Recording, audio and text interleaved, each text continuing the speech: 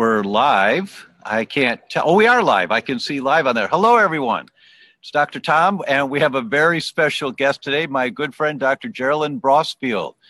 And we're in Palm Desert here, and we're talking about the brain, what was it? The myths, the magics, and the mysteries of the brain, and how to be healthy from head to toe. Yes. So if you're out there, give me some little heart things so that I know you're there, right? It's always great to see those. And we're just going to get started. So I've asked Dr. Geraldine to join me today because I'm here in her hometown of Palm Desert, and we're doing I'm doing a book thing here tonight, actually in an hour, book signing and a little talk about the autoimmune fix. For any of you that haven't gotten the autoimmune fix, please get my book. You need it. It's wonderful, and it sets a stage for everything that we talk about, including today. So let's just begin. If we were going to talk about the brain, and we are going to talk about the brain, what would be the first thing that you would want to say to someone who really knows nothing other than the brains inside our head? Mm-hmm. Well, in maybe a stroke of genius, the title of this talk where it says from head to toe, at first I thought, what about the toe is going to help us with our brain? But in many ways, I think it leads into a concept that is such a pivotal foundation about brain health. And that is that really the core methodology around helping your brain shine, be vibrant, live fully is that everything else in your system is working optimally, and then your brain will too. That's exactly right. My new book that comes out next May, the title is Fix Your Body, Fix Your Brain. And the basic message is just like this talk today, which is if you have a concern about brain function, you do not treat your brain. You treat your body, because it's what's going on in the body that impacts on brain function. And you see that every day in your practice. Oh, so true. It almost seems like people come in thinking the problem is that they're not sleeping or that they're having some memory loss or something isn't quite clicking. I have some headaches or memory loss and cognitive function. Headaches, yeah. But what ends up seeming to really be key is that if we start looking at the other systems of the body, those are so tied together in unison that when we start healing, often in another location, we try to find sort of the origin of the trouble. Right. But when we find that origin and start healing there, often it's the gut, sometimes it's emotional, other times it's other systems. When we start healing those systems, the beautiful sort of ripple effect is that the brain starts to respond with being able to do its job better. It's like the dimmer switch gets turned up. Things just become brighter and brighter and brighter. Absolutely. And one of the ones I was thinking of on coming over here that people wouldn't think of, and it's an epidemic, as you all know. One of the epidemics today is obesity.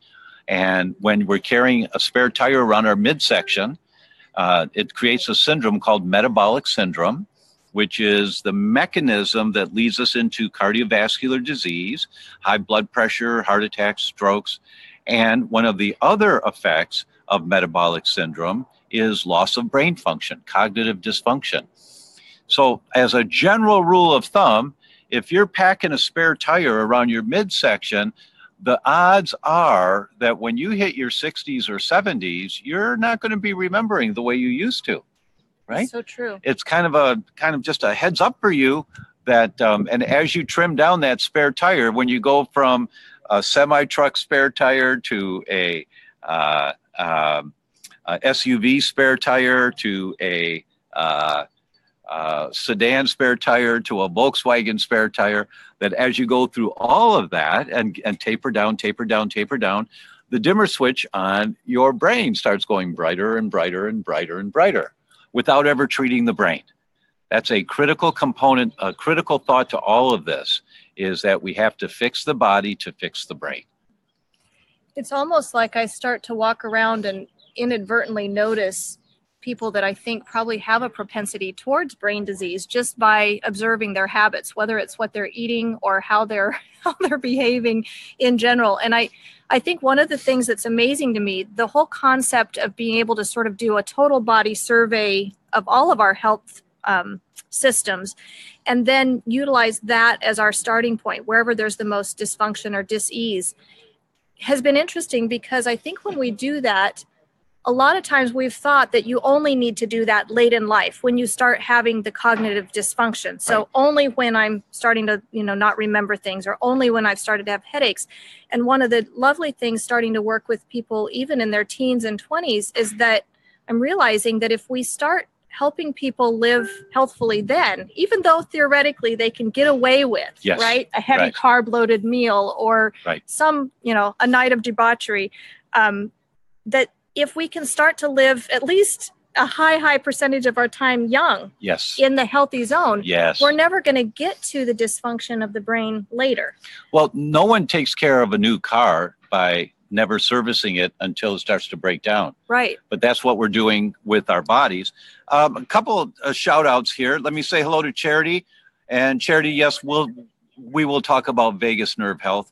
And hello to Elizabeth in Brooklyn and Missy. Hi, Missy in Chattanooga. And Tiffany. Hi. Mary Alice in Santa Cruz, California. Lena in Canada.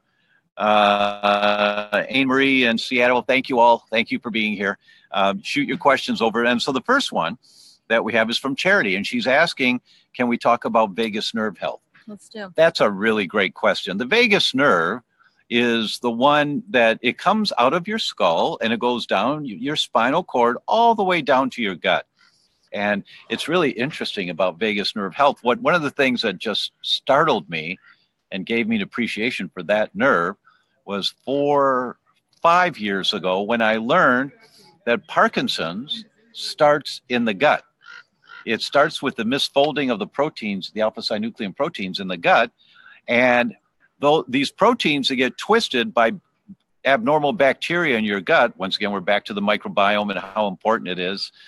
When you've got an altered microbiome and proteins in your gut get misformed, they can go right through the walls of the intestines into the nerves called the enteric nerves. They go right back to the vagus and they go neuron by neuron up the vagus, up into the brain. And so from down in the gut, they go neuron by neuron up the vagus nerve, up the spine to the brain. And they've got a magnetic pull to the area, and these proteins accumulate in the area that causes Parkinson's, the substantia nigra. So the vagus nerve is really important, a critically important nerve. They're all important, but this one is getting a lot more recognition these days for brain dysfunction, and that it comes from the gut. So I believe, Charity, what you're asking about, though, is something about vagus nerve dysfunction that has been identified for you, perhaps. So one of the things that our good friend Dr. Datis Karazian talks about when wanting to work the vagus nerve is to gargle. When you gargle, you're activating the muscles that are controlled by the vagus nerve. And so gargle 2-3 times a day, 4 times a day, just for a moment. You know, if you're alone in a restaurant, you don't have to make a lot of noise with your gargle. We got a little fly here that really likes me. It really likes your eyes. It does. It's going right for it. But if you're in a restaurant alone, or if someone who really loves you, you can just take a sip of water like this. You don't have to make a lot of noise, but gargle often during the day. And you're working, it's like working a bicep muscle, pumping your muscle, pumping your arm. It's the same thing when you're gargling to work the vagus nerve. Can I add something to that? I was looking through some great pictures of my high school years, and one of the silly things we did to entertain ourselves was we would gargle songs. And I thought, this is exactly what I need to do for my, to help my parasympathetic nervous system and to be more, have a better functioning vagus nerve. Because if you pick a song, and I would do this by myself, I really wouldn't want this in the restaurant, but sing a song with the water in your throat, gargling gently and carefully, of course. I don't want you to choke. Yes. But it gives you something foolish to do that sort of lightens your spirit and shifts your energy and then also helps your vagus nerve. It's a really great idea. Really great idea. Can you speak also to parasympathetic breathing, or breathing that helps the vagus nerve and the gut? Because that's another easy tool. It's a really good one. Our friend Pedram Shojai, Dr. Pedram Shojai, in his latest book, he talks about the first page of the book, the first exercise in the book, is to set your alarm for 30 minutes.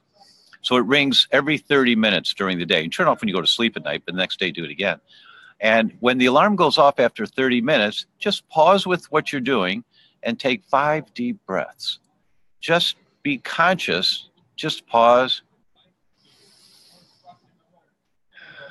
That's 1. And do that 5 times. Takes you 7 seconds, maybe 10 seconds. And then go on with whatever you're doing. You've activated a parasympathetic message into your body. You're re-grounding yourself in your parasympathetic nervous system. Now that's the nervous system that's the mellow, things are fine in life, everything's relaxed here. That's the nervous system that's there to that, it's interesting about parasympathetics. That nervous system is designed to run 95 to 97% of the time. You know how we know is because the nerves of the parasympathetic nervous system are, for example, in comparison, the size of your thumb. The other nervous system is called the sympathetic nervous system. They're the size of your baby finger. Now, the nerve sizes are about the same, but it's the insulation around the nerves that is different. And with the parasympathetic nervous system, you have a whole lot more insulation. Why is that? Any electrician will tell you the more often a wire is carrying electricity, the hotter it gets. So the more insulation you need. So it was Hans Selye back in the 1950s that figured this out. And he talked about it and said, just by our anatomy, that nervous system is designed to run 95 to 97% of the time. And the sympathetic nervous system, the fight, flight, or fright nervous system, is designed to run 3 to 5% of the time. Just by our anatomy. So we're supposed to be in a parasympathetic dominant state almost all the time. When you take 5 deep breaths consciously, notice how you feel in that 30 seconds that you're doing that and just not thinking like, I gotta get back to work, I gotta get back. Let that stuff go and just think about what you're doing here and the breathing. Notice how you feel. That's how we're supposed to live our lives. But we live in a society where we're in fight, flight, or fright almost all of the time, and it's very rare to take a deep breath. It's very rare. Well, and I find that little shift right there between sympathetic and parasympathetic nervous system is something you can control in your day, whether it's by that breathing. I often will literally close the door of my office and lay down and put my feet up on the chair just because of being able to change positions also helps me relax. But one of the things that's amazing that can then eventually pertain to brain health is really that if you're calming yourself down and you are helping yourself stay in parasympathetic state, the sphincter at the top of your stomach actually stays closed more easily. And so one of the things I see as maybe a preamble to brain dysfunction is a lot of people are having stomach issues with acid and reflux, and then they're put on medications that have some nasty implications for the brain.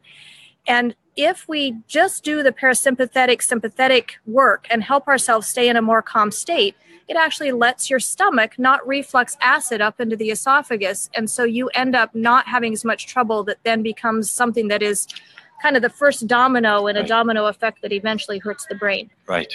So I just think that sympathetic, parasympathetic piece is, if anything, in my life, that's the one I have to keep reminding myself of over and over. And it's practical and quite simple. But sometimes simple is not what we do easily. Not easily. No, it's got to be complicated so that we get all stressed on it. So I just lost my train of thought with that we person just had a walking friend by. waving and walking by. So I think that there's a question about sugar and wondering I think that was the question whether or not sugar impacts the immune system and then is toxic for the brain. I didn't see the whole question, just the beginning. Do we want to talk a little bit about sugar in the brain and blood sugar stability? Sugar is the fuel for the brain, and it's critically important. Now, the dangerous thing and the strange thing is that in our body, the fuel for our brain and many of our other cells, we call it blood sugar. It's blood glucose. But in our diet, we eat this thing called sugar, which is sucrose. So there's a kind of a mixture of the terms here, but when you eat sugar by your fork, sucrose, it impacts directly on your blood glucose level, right? So the sugar food you eat affects your blood sugar. When you eat more sugar than your metabolism can handle easily, your blood sugar goes up. When your blood sugar goes up, it's always going to crash. When it crashes, low blood sugar, the term is hypoglycemia, your brain is now not getting enough fuel because it's low blood sugar, because you ate that Twinkie or that piece of pie that just shot your blood sugar up 100 points or more. And then within 15 to 30 minutes, it just crashes. And now you're down below a normal blood sugar range, and your brain is not getting enough fuel. So it sends message out, I need sugar, I need fuel, I need fuel. So now you're looking for another piece of pie. Exactly. Or maybe the mints as you're walking out of the restaurant, or something that you have to get your blood sugar up because it's starting to crash. So one of the keys is to find out what's your threshold of how much sugar that you can take in without having that crash effect. And because most of us grew up on so many sweet things, our blood sugar systems have been beat up by it, and our sensitivity is extremely high, meaning we're sensitive to sugar, so we can't take very much in. That's really something that is you have to determine for yourself, and it takes a little time to do that. But one of the things to look for is, how do you feel an hour after you have a piece of pie? Right? How do you feel? If you know, I'm getting kind of tired, I think I want to take a nap, and it's 1 p.m. because you had a piece of pie at lunch, that might be a clue that your blood sugar has crashed. Oh, I guess I ate more than my body could handle. Absolutely. I call it the IHOP phenomenon. Sorry to mention a name, but if I eat a stack, I don't eat a stack of pancakes anymore unless I've made them with almond flour and eggs. But that's why I would feel terrible an hour and a half or so after that kind of a meal. Typical breakfast food in America just feeds right into brain dysfunction. Unfortunately, yes. And so many of the autoimmune related diets have low carbohydrate or no carbohydrate because carbohydrates are sugars. And so for a while, you just get people off of them completely and give their system a chance to rebuild. Absolutely. Yeah. Another question that came in was about having fermented wheat and maybe other fermented foods in gut healing and some of the techniques we can use with fermentation. I think it's a great option. I've had, I would almost say, miraculous changes for people after gut healing who have a continued small, not an infusion, but 2 pieces of kimchi a day kind of thing. Yes. Has made it so they can eat normally, and that everything then passes through the digestive tract in a normal time frame. So I think fermented food feeds the probiotics in our gut. Our beautiful microbiome of trillions of bacteria that we have in our gut needs fed, needs nurtured and loved. Yes, critically important every day. Some of you have heard me say it's 1 to 2 forkfuls a day every day. Get 5 different types of fermented vegetables. Go to Whole Foods or another natural food store and make sure they're not pasteurized, because pasteurization kills bacteria. And get fermented kimchi, sauerkraut, fermented beets, any curry flavored, anything you like. Keep them in the refrigerator, and every day you walk by, you have a forkful, once or twice a day, and alternate what you're taking in, because each bottle of fermented vegetables, different vegetables, are different families of bacteria. These little buggers There's something about the gnats in our valley. I'll just say this. We are at the Toscana Country Club, which is a beautiful place in Indian Wells, actually. And it's a place where the focus is on wellness activities. So we had someone swimming their laps behind us. The person that walked by had just gone on a bike ride with 3 or 4 people. And this is a location where they have some things on the menu, fermented foods and some other things that people can choose. But we've got mussel gnats here. We got mussel gnats. These are very well gnats. That's right. Coming by here as we're sitting outside by the pool tonight. Yes. Kind of crazy. So the idea of the fermented vegetables is that the healthier your microbiome, the more you can balance taking in carbohydrates. Your digestive tract is enhanced by the healthier the family of microbiota in your gut. Tom, would you address a couple things when people ask me about what they ought to take or products that are on the market that would help the gut and help support the gut in that healing process or in an ongoing maintenance? What would you suggest? I know you have some products you really endorse. There's a couple of things. I say this a lot, that The idea of supplementing with lactobacillus or bifidobacteria, we did that back in the 70s and 80s, and it really helped people, and it still helps people today, you know.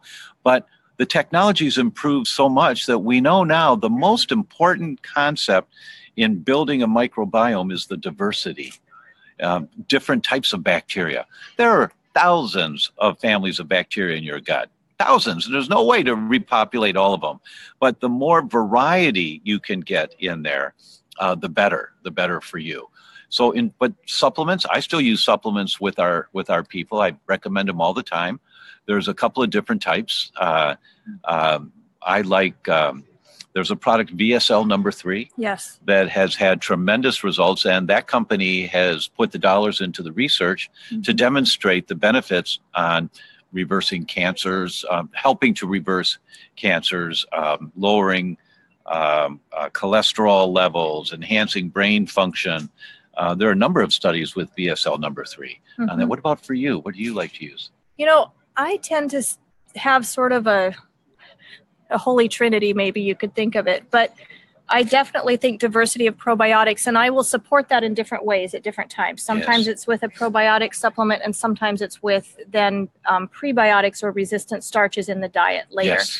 But the other things that I would say in the restoration of the gut, if you're really in a phase where the gut has been leaky and you're trying to sort of start to heal that so that the immune system is not charged all the time, which is one of the foundational pieces of brain dysfunction, I find glutamine and vitamin D and omega-3 are what I think of as the holy trinity. Yes, yes. That glutamine is an amino acid that is so important for building the gut. And there's several products. I'm just going to put a plug in because Dr. Tom may not say this, but the GI Restore packets have been phenomenal for my patients because they're easy. It's like the whole, all those pieces are put together nicely for them. If there's a kit that they can use and take simply each day. So there are gluten support packets that are great that really pull together all the different pieces that heal the 22 gut. different nutrients in there, and the concept on that was that it's a pleiotropic concept. All roads lead to Rome. You know, so many different ways to stimulate healing the gut, to activating the genes to heal the gut. Glutamine is excellent. The studies on glutamine that I quote often is that they stabilize every case of colitis in this one study, irrespective of how bad the colitis was. And when they stopped the glutamine, the colitis came back. And why was that? It was because they kept their diets eating all the junk food that they were eating. They just did the glutamine. They got better, but then when they stopped the glutamine, it couldn't there was nothing putting the fire out. Yes. No, we're not about Band-Aids. No, not at all. Dr. Tom and I, that's not our deal. One of the products that is, and I like the way that there's a book called Peptide Immunotherapy, Dr. Andrew Keach, and he says colostrum. It's about colostrum. Yes. And that there are many one-note players on the shelves of health food stores to help heal the gut. Only colostrum plays the entire symphony. And I thought that was said so well, that colostrum is what nature uses to heal the gut, because every newborn is permeable, every newborn, and they're very permeable, because when baby's in utero, swimming around in all that juice in there, the amniotic fluids going up the nose and in the eyes and in the ears and the mouth, going down and just in and out everywhere. There's nothing to stop passageways everywhere. But when baby is born, one of the reasons the natural childbirth is to squeeze all that juice out, all that amniotic fluid, right? And then now here comes the colostrum right away. And the colostrum turns the genes on in the gut that says, okay, gut, start to close those tight junctions. Now it's time to start to get some boundaries here as to what you let into the bloodstream anymore. And so colostrum is a critical component to healing the gut. Can I ask you just a practical question? If any of you are using colostrum and have also done food sensitivity testing, do you use colostrum even in someone who's demonstrating some sensitivity to dairy? Really good question. And the answer is, Mrs. Patient, we just found out that you're sensitive to dairy. Get it all out of there. Stop the cheese, the ice cream, get it all out of there, the yogurt, all of it. But I'd like you to take colostrum for 2 months, as long as you don't feel bad when you take it. Yes, you probably have a sensitivity to some of the proteins in there. You probably do, but you've been eating dairy your whole life. So 2 months of a minor amount, getting rid of all of the big stuff, getting it all out of there. and 2 months of turning the genes on to heal the gut. I think it's a clinical call. Mm-hmm. But if you have any bloating or any gas or any abdominal pains, stop right away. But if you don't, use it for 2 months. Keep going with it. And we've had many, many patients that have done that, and it felt great with that. Super. Well, and that might lead us to think that whole colostrum discussion and how the body has such wisdom really Yes. to heal and to really nurture that gut microbiome from the time that baby is born.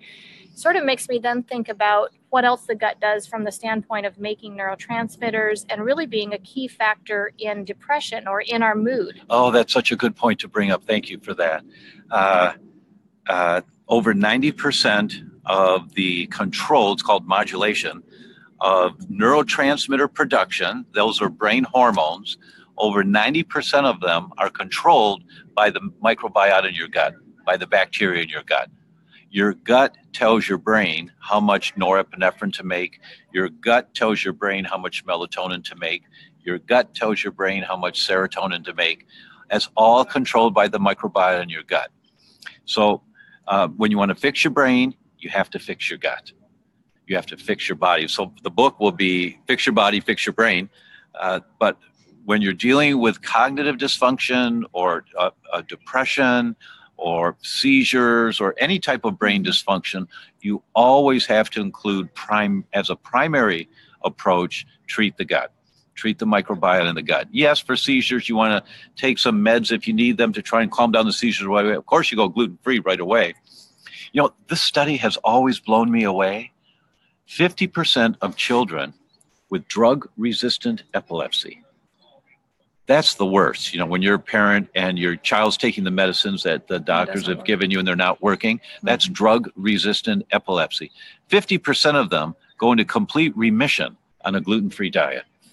That was published in Lancet in 2001. That is it should be shouted from the rooftops. That's right. There's no drug that does that. No, There's nothing else that does that. Right. Right. Right. So these seizures in the brain, these seizures when the electrical conductivity of the brain is off and is throwing you into a muscle spasm in your calf. That's what a seizure is in your brain.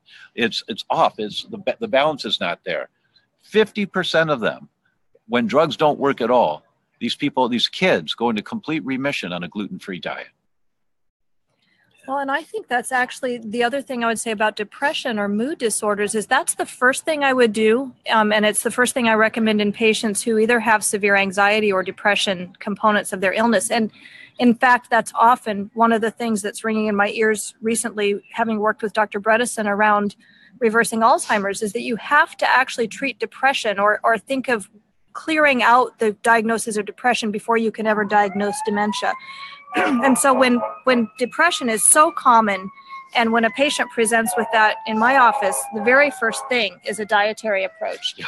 Because just by removing gluten, I see such transformations, both in people's anxiety and in people's depression significantly. Even sleep, actually, with just removing gluten has made huge difference. Yes, so, of course. I feel like that's sort of if any of you on this Facebook probably know that because you know Dr. Tom, but it's like remove the gluten being the foundational piece of any of the healing of the brain or other cognitive and emotional issues. It's one of Dr. Bredesen's first things to do. Exactly. For everyone that comes in, everyone. We have a question here. It's a really good question. Dr. Tom said to do the questions regarding using Saccharomyces boulardii. That's a type of a probiotic. It's a really good probiotic. It's got many, many nice studies of the benefits of using it. Dr. Tom said to do the ASCA test. That's a blood test looking for antibodies to a yeast in the gut before using this probiotic. My daughter was put on this probiotic by her doctor, but I had her stop it when I heard your talk. She'd been on the probiotic for about a month, and I had her be off of it for 1 week before doing the ASCA test. I have a question about her results. IgA was 17. That's within a normal range. IgG was slightly elevated. Do you think the IgG is elevated because she was recently taking this? Should we retest or just take her off of this probiotic altogether? So antibodies don't go down in a week. The lifespan of an antibody, once it's produced, is anywhere from 2 to 8 weeks, depending on which antibody it is. So they won't go down in a week. And when you stop taking something that your body is making antibodies to, the assembly line making the antibodies doesn't stop the day you stop eating wheat. The assembly line producing, in this example, the antibodies to wheat will continue. And they continue for anywhere from 2 to 6 weeks. Then the assembly line stops, and what you've got are still the antibodies that were produced just before it turned off, right? Mm-hmm. So you can have antibodies elevated for 2 to 4, 5 months after you stop whatever it was your body was making antibodies to. So with this question, IgG slightly elevated to ASCA, should we retest it? The reason to retest would be to see if there was lab error. I don't have any reason to suspect there was, and I'd say no. If you've got IgG elevated, or even if you were borderline on the edge crossing over into elevated, just almost there, I wouldn't recommend Saccharomyces boulardii. I would go with other probiotics because they're of the same family, Saccharomyces cerevisiae and Saccharomyces boulardii. The molecular structure is very similar, and so there's some articles now that have come out that talk about that and say that the cross-reactivity is almost 100% between the two. So if you've got elevated antibodies to ASCA, you do not want to take Saccharomyces boulardii. Really good question. Hope that answered that for you. Well, folks, we're at 34 minutes now, and I always, as you know, I try for 20 to 25 minutes to keep it short. I want to thank Dr. Geraldine. Thank you so much. It's really welcome. Fun to do this. It's really fun. It's been great fun. And let me know what you think of her. I didn't know this was a test. Send the hearts up, and we'll see you next week. Thanks very much, everyone. Have a wonderful week. Take care. Bye-bye.